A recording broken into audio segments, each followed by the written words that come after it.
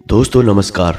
मिथुन राशि वाले मेरे मित्रों, माता रानी आपकी हर मनोकामना पूरी करें और आपके हर बुरे और भले वक्त में आपका साथ दें। दोस्तों, आपके घर को इन तीन बड़ी दिव्य शक्तियों ने अपने पवित्र ऊर्जा के आवरण में घेर लिया है। हम कह सकते हैं कि ये तीनों दिव्य शक्तियां आपको कुछ विशेष देना चाहती हैं, किसी बड़ी आने वाली आफत से बचाना चाहती हैं।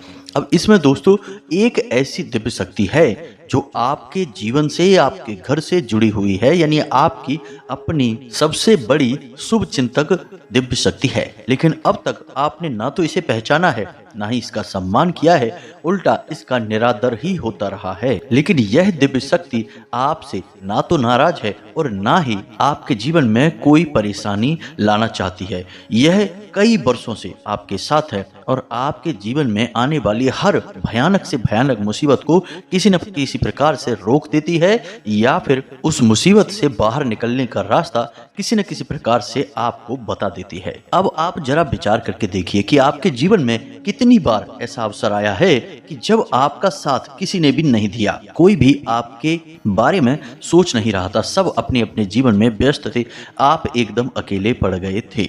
उस समय आपके अंदर जो विशेष हिम्मत, साहस और सद्बुद्धि उत्पन्न हुई, वह इसी दिव्य शक्ति की देन थी। तो अब तक जो हुआ सो हुआ, कम से कम अब तो आप इसे पहचानिए और इसका सम्मान करिए। जब आपने इसके बारे में अब तक कुछ भी नहीं सोचा है, कुछ भी नहीं किया है, तब इसने आपकी इस प्रकार से रक्षा की है। अगर आप इसका सही तरह से विधि विधान के साथ पूजन करें, समय समय पर मान सम्मान करें, तो आपको यह दिव्य शक्ति कहां से कहां तक पहुंचा सकती है। जी हाँ दोस्तों, जरा विचार करने की बात है। तो कौन सी है यह दिव्य शक्ति और इसके साथ जो दो अन्य दिव्य शक्तियां हैं वो कौन सी हैं, और क्यों ये तीनों दिव्य शक्तियां आपकी मदद कर रही हैं, सारी बातें आज के इस विशेष कार्यक्रम में हम आपको समझाएंगे, सब कुछ विस्तार से बताएंगे।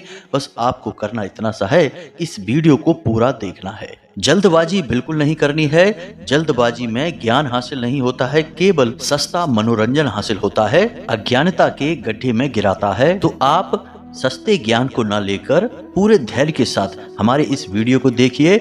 आपको निश्चित तौर पर कुछ अद्भुत, कुछ विशेष अपने जीवन के बारे में जानने को मिलेगा और जीवन में जो परेशानियां हैं उनसे बाहर निकलने का कोई ना कोई एक बड़ा समाधान आपको निश्चित तौर पर प्राप्त होगा। दोस्तों, हम इस वीडियो में आपके जीवन से जुड़ी हुई, आपके जीवन को सरल और सुंदर बनाने वाली ढेर सारी ज्ञानवर्धक बातें करेंगे। तो पूरे धैर्य के साथ माता रानी को याद करते हुए इस वीडियो को देखना है। याद रखें दोस्तों कि इस वीडियो को देखकर आपका मनोरंजन बिल्कुल भी नहीं होगा, लेकिन जीवन बदलेगा, इस बात की हम 100% गारंटी देते हैं। तो चलिए दोस्तों, बिना समय गवाए माता रानी को याद करते हैं पूरे भक्ति भाव के साथ। आंखें बंद करके माता रानी को याद करें और कमेंट में लिखें, जय मां भद्रकाली कृपा करो।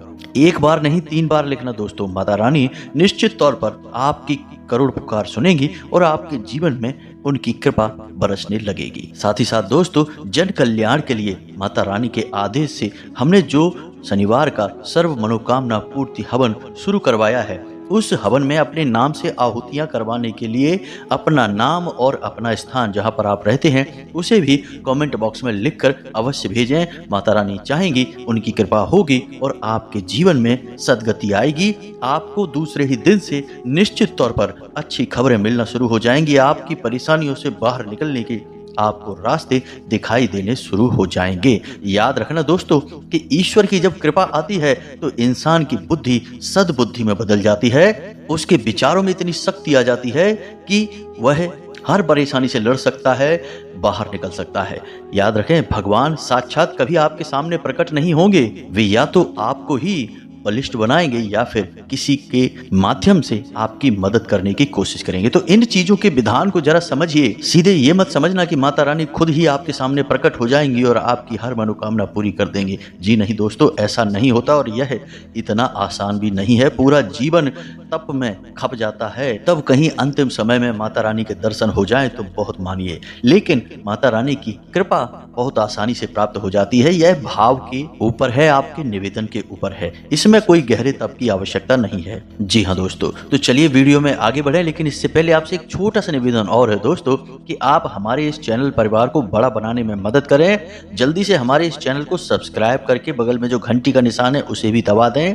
यह बिल्कुल ही फ्री है। तो चलिए जल्दी से चैनल को सब्सक्राइब करिए और हमसे और माता रानी से सीधे जुड़ जाइए। तो चलिए वीडियो में आगे बढ़ते हैं और आपको बताते हैं कि कौन सी हैं ये 3 दिव्य शक्तियां जो आपकी रक्षक बन चुकी हैं, आपको अपने आवरण में ले चुकी हैं। अब आप यदि इन्हें पहचान जाएंगे और कुछ छोटे छोटे उपाय कर लेंगे तो ये दिव्य शक्ति की कृपा आपको हमेशा प्राप्त होती रहेगी। याद रखें, हमने पहले ही कहा है कि इन तीनों दिव्य शक्तियों में एक दिव्य शक्ति ऐसी है जो आपके घर से संबंधित है, आपके जीवन से इसका सीधा नाता है। इसे आपको पहचानना बहुत अधिक आवश्यक है। दोस्तों याद रखें कि जो बातें हम आपको बता रहे हैं वे ना केवल ज्योतिषीय आकलन पर आधारित हैं, ना केवल वैदिक संस्कृति के आधार पर बताई जा रही हैं, बल्कि हमारे खुद के व्यक्तिगत अनुभवों के आधार पर भी हम आपको यह सब बातें बता पाते हैं।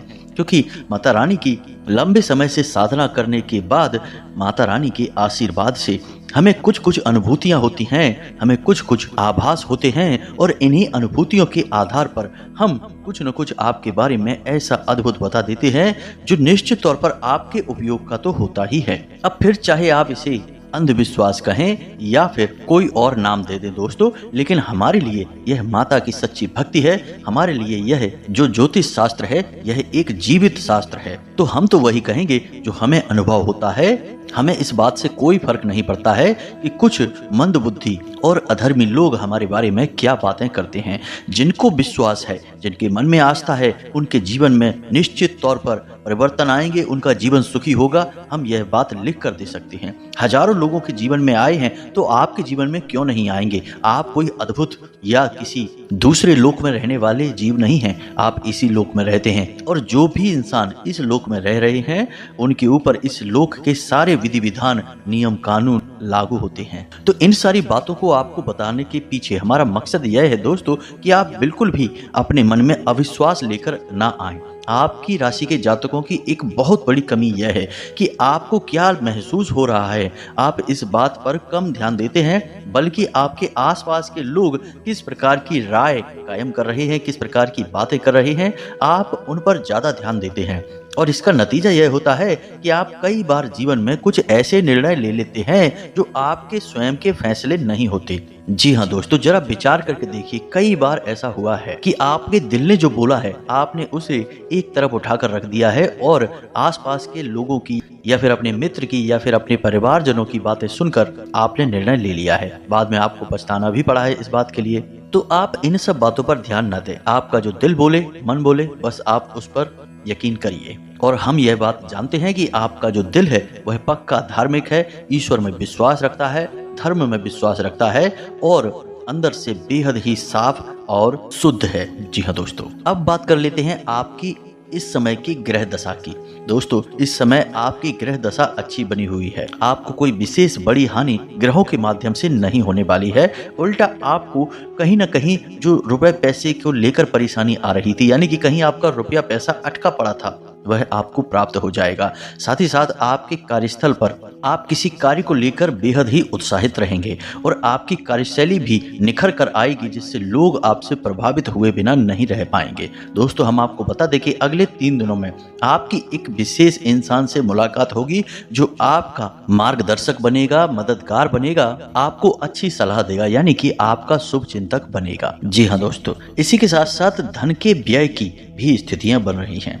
कुछ ऐसी परिस्थितियों का निर्माण होगा जिससे आपका पैसा खर्चा होगा। फिजूल खर्ची भी इसे कह सकते हैं, क्योंकि यह आपका बजट खराब कर देगा। लेकिन दोस्तों हम आपको बता दें कि आप चाहकर भी इस फिजूल खर्ची को रोक नहीं पाएंगे, यह आवश्यक खर्चे में ही आएगा। अब बात करें आपके पारिवारिक माहौल की दोस्तों, तो पारिवारिक माहौल अच्छा रहेगा, परंतु जीवन साथी के साथ थोड़ी सी खींचतान की स्थिति रह सकती है। किसी बात को लेकर विवाद उत्पन्न हो सकता है। अब इसमें भी जिम्मेदार आप ही होंगे, क्योंकि आपका रवैया कभी कभी इस प्रकार हो जाता है कि लोगों को समझ में नहीं आता कि आपसे किस प्रकार से बर्ताव किया जाए, क्योंकि जरा जरा सी बात पर आप कभी बहुत ज्यादा भड़क जाते हैं। कभी कभी तो सामने वाले की कोई गलती भी नहीं होती, तब भी आप क्रोध दिखाने लगते हैं, गुस्सा दिखाते हैं, चिड़चिड़े हो जाते हैं। अब दोस्तों ऐसा इसलिए होता है कि आपको गुस्सा आया किसी और बात पर, किसी और व्यक्ति के ऊपर, लेकिन आप उस गुस्से को अपने मन में भरे बैठे रहते हैं और फिर अपने घर में आकर अपने परिवारजनों पर, गलत स्थान पर उस गुस्से को बाहर निकालते हैं। ऐसा आपको नहीं करना है। आपके परिवार से ही आपको ऊर्जा प्राप्त होती है। आपके मन में जितनी भी सकारात्मक ऊर्जा है वह आपके जीवन साथी, आपके माता पिता और आपके परिवार की ही देन है। आप इस बात को विचार करके देखिए कि जब भी आपके परिवार में जरा सी भी ऊंच नीच होती है, खींचतान का माहौल, झगड़ा हो जाता है आपका, तो उस दिन आपका मन अपने काम में भी नहीं लगता है, आपका मन खराब रहता है और किसी भी कार्य को करने में आपकी रुचि समाप्त हो जाती है, यानी कि आप पूरी तरह से ऊर्जाहीन हो जाते हैं, ढल जाते हैं। लेकिन इसी के विपरीत ठीक उल्टा यदि हो कि आपके परिवार में माहौल बहुत अच्छा हो, आकर्षक हो, हंसी खुशी का माहौल हो, खास तौर से आपके जीवन साथी के साथ, तो फिर आपको एक नई ऊर्जा का एहसास होता है। काफ़ी मेहनत के बाद भी आप थकते नहीं हैं। तो ये सब क्या है दोस्तों? ये सब यही है कि आपके परिवार से, आपके अपनों से ही आपको ऊर्जा प्राप्त होती है। तो आपको, जो आपके शुभ चिंतक हैं, आपके सचमुच में अपने हैं, जो आपसे बहुत प्रेम करते हैं, उनको पहचानना है और उनका दिल नहीं दुखाना है। अगर आप ऐसा करेंगे तो आप नकारात्मकता को अपनी ओर आकर्षित करेंगे दोस्तों। अब कार्यस्थल को लेकर एक छोटी सी समस्या है दोस्तों कि आपके छुपे हुए शत्रु सक्रिय हो जाएंगे। हालांकि आपका कुछ बिगाड़ नहीं पाएंगे, लेकिन कोशिश पूरी करेंगे। एक बात याद रखें दोस्तों कि आपके कार्यस्थल पर हमेशा आपके विरोधी आपको नीचा दिखाने के लिए तरह तरह के प्लान बनाते रहते हैं, कोशिशें करते रहते हैं। तो उनसे आपको थोड़ा सतर्क रहने की आवश्यकता है। जी हाँ दोस्तों, अब पैसे के लेन देन की बात करें तो आपका कोई मित्र आपसे रुपए पैसे उधार मांग सकता है। अगर मांगता है दोस्तों तो आप दे देना, कोई इसमें दिक्कत की बात नहीं है। आपका पैसा डूबेगा नहीं, अटकेगा नहीं, सही समय पर वापस आ जाएगा। तो आप खुले दिल से उसकी मदद कर दें। एक और बात है दोस्तों कि आपके ऊपर किसी न किसी बात को लेकर एक बेवजह का आरोप लगेगा। जी हाँ दोस्तों, जिससे आपको ऐसा लगेगा कि आपने तो यह गलती की नहीं है, यह कार्य किया नहीं है, फिर आपको आरोपी क्यों बनाया जा रहा है। आपको ऐसा लगेगा जैसे कि कोई आपके पीछे पड़ा है। मन में गुस्सा भी उत्पन्न होगा, लेकिन दोस्तों यह समय का फेर है। आपको इसके ऊपर ज़्यादा प्रतिक्रिया देने की आवश्यकता नहीं है। इसी के साथ साथ दोस्तों कुछ अच्छी खबर भी है कि आप नई जमीन, जायदाद या वाहन आदि खरीद के प्लान बना सकते हैं, या फिर आप खरीद भी सकते हैं। परिस्थितियां सकारात्मक बन रही हैं। साथ ही साथ दोस्तों आपको कहीं से उपहार भी प्राप्त हो सकता है, यानी कोई आपको गिफ्ट भी दे सकता है। कुल मिलाकर अगले 3 दिनों में आपके जीवन में व्यस्तता बहुत रहेगी। आप अपने परिवार के लिए समय कम ही दे पाएंगे और अधिक कार्य होने की वजह से आपको शारीरिक थकान भी हो जाएगी। अगर आपने लापरवाही से काम लिया तो हो सकता है कि आपको छोटी मोटी बीमारी से पीड़ित भी होना पड़े, जैसे पेट दर्द, सिर दर्द, कमर दर्द या फिर हल्का फुल्का बुखार। लेकिन दोस्तों यह कोई बड़ी बात नहीं है, आप बड़ी आसानी से इस सब से बाहर निकल आएंगे। अब सबसे बड़ी बात दोस्तों, चाहे आपका घर हो, चाहे आपका कार्यस्थल हो या फिर कोई भी स्थान हो, आपको एक काम भूल कर भी नहीं करना है, और वह कार्य है नकारात्मकता को अपने आसपास नहीं आने देना है। जी हाँ दोस्तों, अब आप समझिए कि नकारात्मकता कैसे आपके पास आएगी। प्रकृति का स्वभाव ही नकारात्मकता का है। ये बात आप अपने दिमाग में बैठाइए। आप चाहे कोशिश करें या ना करें, आपके आसपास नेगेटिव लोग आएंगे, नेगेटिव बातें होंगी, जीवन में नकारात्मक परिस्थितियां बनेंगी। इन परिस्थितियों को सकारात्मक बनाने के लिए मेहनत करनी पड़ती है। जी हाँ दोस्तों, आप समझिए कि प्रकृति कैसे कार्य करती है। कोई भी स्थान है, कोई भी मकान है, अगर उसे खाली छोड़ दिया जाए तो आप देखेंगे कि उसमें कितनी गंदगी हो जाएगी, अपने आप होगी। कितने पौधे उग जाएंगे, अपने आप होंगे, और कितना उसमें जंगल और कबाड़ इकट्ठा हो जाएगा। यह सब कैसे हुआ? अपने आप हुआ। लेकिन कोई जिस मकान में रह रहा है उस मकान में ये सब नहीं होता, क्योंकि उस मकान को मेहनत से साफ किया जाता है, कचरा हटाया जाता है। यानी कि नकारात्मकता तो अपने आप हो गई, लेकिन सकारात्मकता लाने के लिए मेहनत करनी पड़ी। एक गाड़ी को समझिए आप, बस है मान लीजिए, चली जा रही है रोड पर, और उस बस को सही रास्ते पर रखने के लिए मेहनत करनी पड़ती है, ध्यान देना पड़ता है, सतर्क रहना पड़ता है।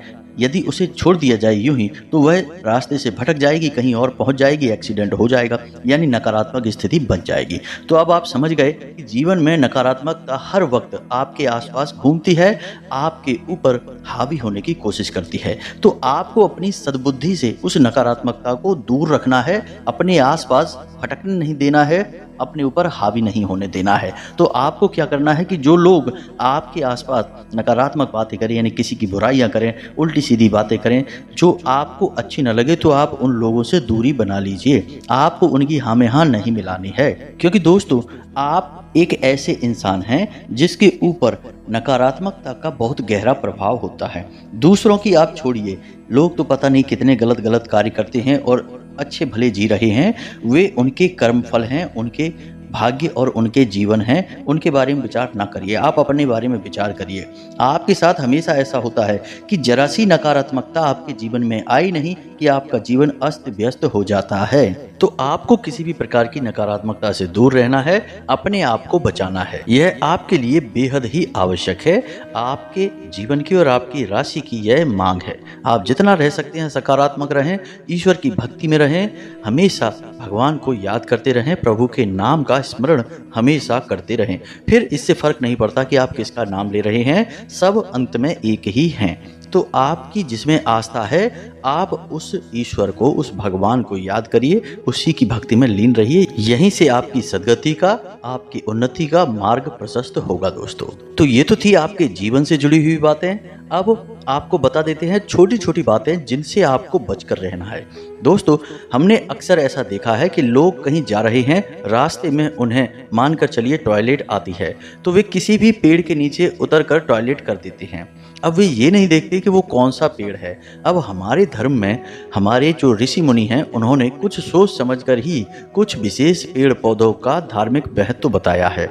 इनमें से कुछ पेड़ बहुत ही खास हैं, जैसे कि बरगद का पेड़ हुआ, पीपल का पेड़ हुआ, बबूल का पेड़ हुआ, नीम का पेड़ हुआ, या फिर गूलर का पेड़ हुआ। अब इनमें कुछ पौधे ऐसे हैं जिनके ऊपर दिव्य शक्तियों का वास होता है, और कुछ पेड़ पौधे ऐसे हैं जिनके ऊपर नकारात्मक शक्तियों यानी भूत प्रेत पिशाचों का वास होता है।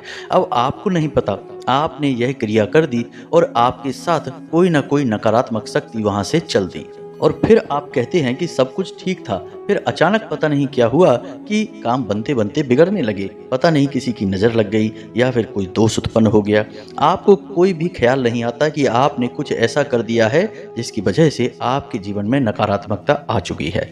यही हाल तब होता है जब आप किसी की बुराई में या तो भाग लेते हैं या स्वयं बुराई करने लगते हैं। यह भी नहीं करना है। याद रखें कि नकारात्मक शक्तियां हर वक्त आपके आसपास, हर इंसान के आसपास घूमती रहती हैं। वे बस मौके की तलाश में हैं।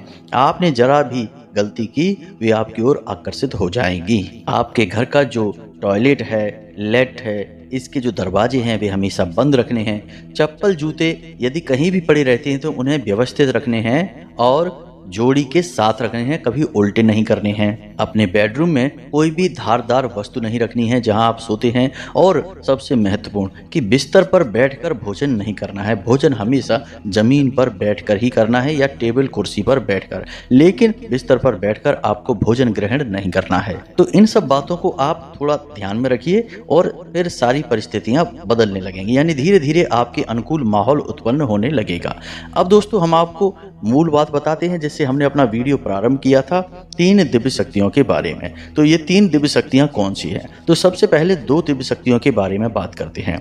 दोस्तों हम आपको बता दें कि वर्ष का यह जो समय चल रहा है, यह समय कुछ इस प्रकार से आपको प्रभावित करता है कि जब आपकी राशि में इस एक दिव्य शक्ति यानी कि ये जोड़े में होते हैं। ध्यान से सुनिए दोस्तों, सूर्य के वैसे तो 10 पुत्र हैं, जिसमें यमराज जिन्हें धर्मराज भी कहा जाता है और शनिदेव जैसे पुत्र शामिल हैं, लेकिन 2 पुत्र और भी हैं जो कि जोड़ी में होते हैं, जिन्हें हम जुड़वा कह सकते हैं, जिनका नाम है अश्विनी कुमार।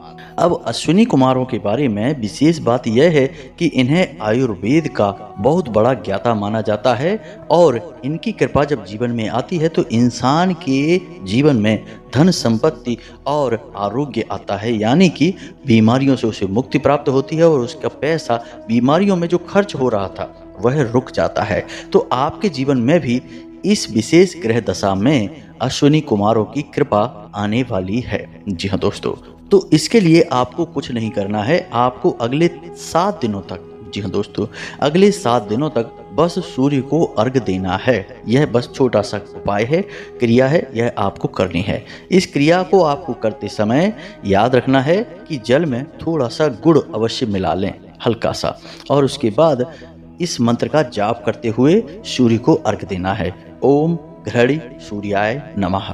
इस मंत्र को आपको कम से कम 11 बार बोलना है।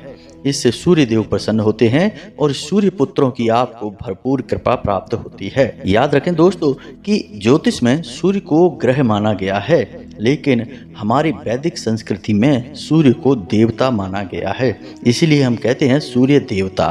तो सूर्य के पास बहुत बड़ा पद है और सूर्य के प्रभाव से ही यह पूरी सृष्टि संचालित होती है। अब बात करते हैं तीसरी और आपसे जुड़ी हुई इस दिव्य शक्ति के बारे में। तो तीसरी दिव्य शक्ति जो है वह आपकी कुल देवी है। जी हाँ दोस्तों, आपके घर में आपकी कुल देवी की पूजा नहीं होती है।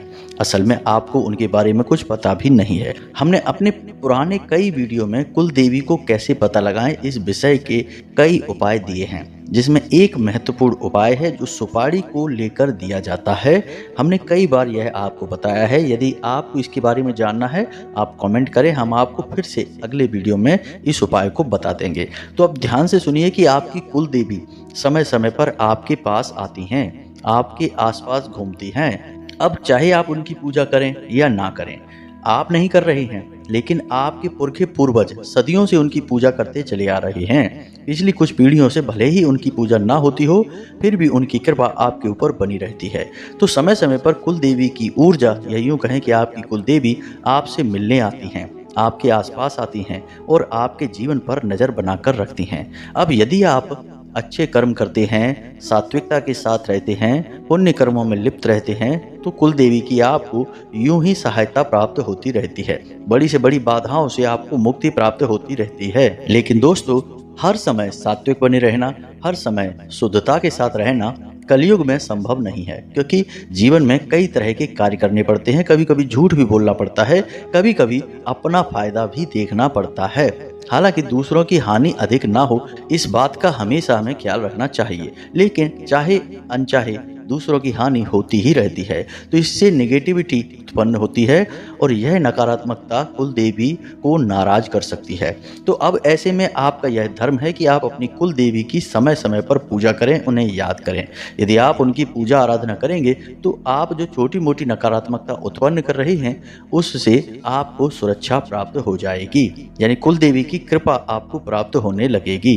तो अब आप अपने घर के बड़े बुजुर्गों से पूछिए कुल देवी के बारे में और उन्हें अपने घर में स्थापित करिए। उनका रोज विधि विधान के साथ पूजन करिए। और यदि आपके घर में कोई इस बात को नहीं बता पाता है कि आपकी कुल देवी कौन है, तो आप एक छोटा सा उपाय तो रोज करिए ही। हमेशा शाम के समय आपके घर के मुख्य दरवाजे की दहलीज के ठीक बीचों बीच एक मिट्टी का दीपक अवश्य जलाइए। गाय के घी से दीपक जलाना है और इस दीपक की बाती का मुख बाहर की ओर कर देना है। अब ऐसा क्यों करना है दोस्तों? मानकर चलिए कि कोई दैवीय शक्ति आपके घर में आना चाहती है, तो हमेशा वह शाम के समय या सुबह के समय ही आएगी। अब इसमें जो हमारा वैदिक विधान है वह यह कहता है कि वैष्णव शक्तियां सुबह के समय आती हैं और शैव शक्तियां शाम के समय आती हैं।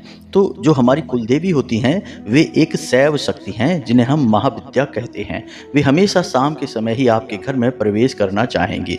तो जब आप उनके नाम से एक दीपक जलाएंगे, आपको नहीं पता कि वो कौन है, बस आपने उनके नाम से एक दीपक जला दिया है, तो वे जब आपके घर में आना चाहेंगी तो बेहद प्रसन्न हो जाएंगी।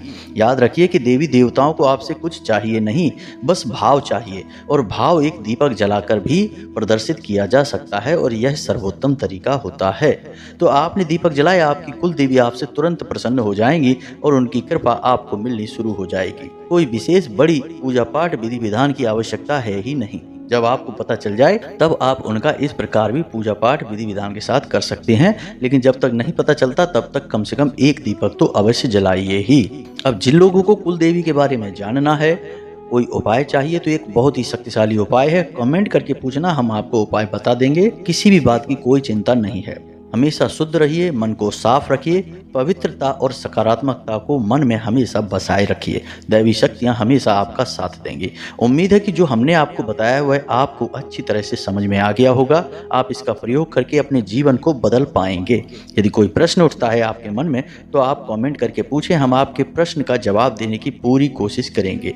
इसी के साथ साथ आज के इस वीडियो को विराम देते हैं। कमेंट में पूरे भक्ति भाव के साथ जय माँ भद्रकाली कृपा करो अवश्य लिख देना। साथ ही साथ जय कुल देवी रक्षा करो यह भी अवश्य लिख देना। आपकी कुल देवी आपकी रक्षा करेंगी, माँ भद्रकाली आपके ऊपर कृपा करेंगी। मिलते हैं अगले ज्ञानवर्धक वीडियो में, तब तक के लिए धन्यवाद। जय माता की।